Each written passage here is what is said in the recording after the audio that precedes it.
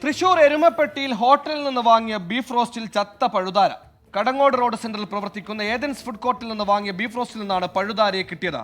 ആരോഗ്യവകുപ്പ് അധികൃതർ ഹോട്ടൽ പൂട്ടിച്ചു.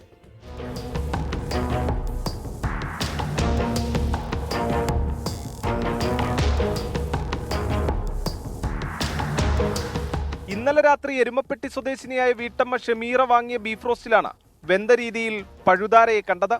പൊറോട്ടയും ബീഫ് റോസ്റ്റും വാങ്ങി കുട്ടികൾ കഴിക്കുമ്പോഴാണ് പഴുതാരയെ കണ്ടതെന്ന് ഷമീറ പറയുന്നു. കഴിച്ചുകൊണ്ടിരിക്കുമ്പോൾ 2 കഷ്ണം കുട്ടി കഴിച്ചു. ബീഫ് കഴിച്ചുകൊണ്ടിരിക്കുമ്പോൾ അതിൽ ഒരു പഴുതാര എന്ന് പറഞ്ഞാൽ അത് വെന്തിട്ട് കിടക്കണതിൽ.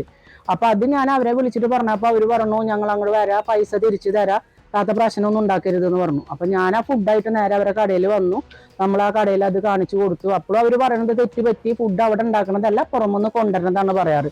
തുടർന്ന് ആരോഗ്യവകുപ്പിൽ വിവരം അറിയിച്ചു. Health inspector Prakash Jacob, JHI CG Joseph എന്നിവർ സ്ഥലത്തെത്തി ഹോട്ടൽ അടയ്ക്കാൻ നിർദ്ദേശം നൽകി.